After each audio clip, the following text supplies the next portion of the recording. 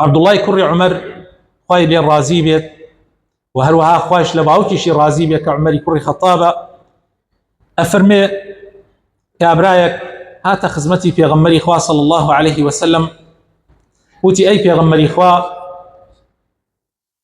کێ خۆشەویستترین کەسە لە لای خوای پەروەردگار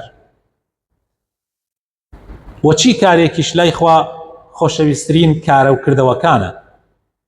رسول الله صلی الله عليه وسلم فەرمووی خۆشەویستترین کەس لە لای خوا ئەو کەسانن کە سوودیان زۆرترە بۆ خەڵکی.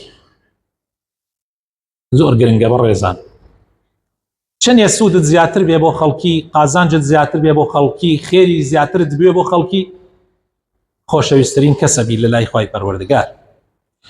و چی کارێکیش لای خوا زۆر زۆر خۆشەویستە. پێغەمبەر فەرمووی صلی الله عليه وسلم فەرمووی دڵخۆشکردنی برایەکی مسلمانت، لادانی ناڕەحەتی و تەنگانە و بارگرانیەک لەسەر برای مسلمانت، دابردنی قەرز و قۆڵێک لەسەر برای مسلمانت، یان برسیەتیەک لابەی لەسەر برای مسلمانت.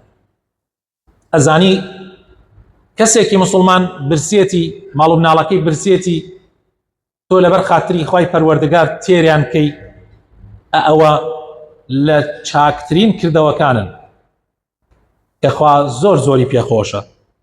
جا پێغەمبەر فەرمووی صلی الله عليه وسلم وەکو دەرسێکی عەمەلی بە من و تۆی مسلمان، ئێمە وا ئەزانین دائیمەن عیبادەتەکان، نوێشکردن، ئەمانە لە هەموو کردارێک لای خوا خۆشەویستترن. ئەماشا کە پێغەمبەر فەرمێ صلی الله عليه وسلم لە هەمان حەدیث ئەفەرمێ ئەگەر لەگەڵ برایەکی مسلمانما بۆ پێویستیەک دەربچم، یعنی کەسێک هات احتیاجیەکی بە تۆ بوو، پێغەمبەر فەرمێ صلی الله عليه وسلم ئەگەر لەگەڵ ئەو کەسا دەربچم لەلام خۆشەویستترە لەوەی کە یەک مانگ لەم مزگەوتە من ئیعتیکاف کەم، دەرنەچم و هەر خەریکی نوێژ و عیبادەت و زکر و قورئان خوێندن بم. ئەو مزگەوتەی پێغەمبەریش مزگەوتی مەدینەیە کە یەک ڕکات نوێژ بە هەزار نوێژ بۆ تەژمێرێ، و مزگەوتی پێغەمبەر معلومە فەزڵی، معلومە گەورەی، بەڵام پێغەمبەر فەرمێ لەگەڵ برایەکی مسلمانە دەرچم بۆ پێویستیەکی ئەو برایە ئەو خوشکە، بۆ پێویستیەکی دەرچم احتیاجیە کە بەبێ من ناکرێ، لەلام خۆشەویستترە لەوەی یەک مانگ لەم مزگەوتە من خەریکی عیبادەت و تاک دەرنەچم. اعتیکاف ئەوەیە کە دەرنەچی لە مزگەوت، هەر خەریکی نوێژ و تاعەت و عیبادەت. ئەمجا فەرمووی و هەر کەسێ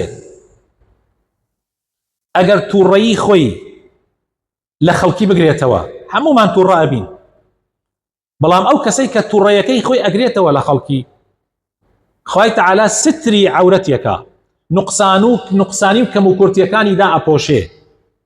یعنی هەمومان نقصانیمان هەیە، بەڵام ئەگەر بێت و ئێمە هەوڵ بدەین تووڕەیی خۆمان دەرنەبڕین، بەڕاستی خوای تەعالایش عەورەتمان دا ئەپۆشێ، نقصانیەکان و کەم و کورتیەکانمان دا ئەپۆشێ، نایە لێ خەڵک پێی بزانێ.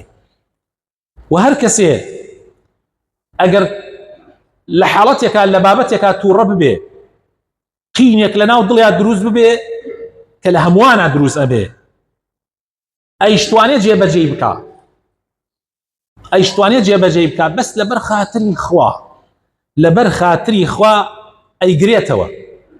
پێغەمبەر فەرمێ صلی الله عليه وسلم خوای تەعالا پڕ ناو دڵت لە هیوا و لە ئومێد ئەکا لە ڕۆژی قیامەتە. هەر کەسێک لەگەڵ برایەکی مسلمانیا بۆ پێویستیەک دەربچێ حتا خوا بۆی ئاسانەکە و پێویستەکەی جێبەجێ ئەکا، خوای تەعالا لە ڕۆژی قیامەتە پێی جێگیر ئەکا، لە ڕۆژێکا کە باوەڕ ئەکەی پێغەمبەران ئەترسن، پیاوچاکان ئەترسن، شەهیدان ئەترسن، هەمووی لە خۆی ئەترسێ. تەنانەت کاتێ خەڵکی ئەڕۆن بۆ لای ئادەم عەلەیهی سەلام،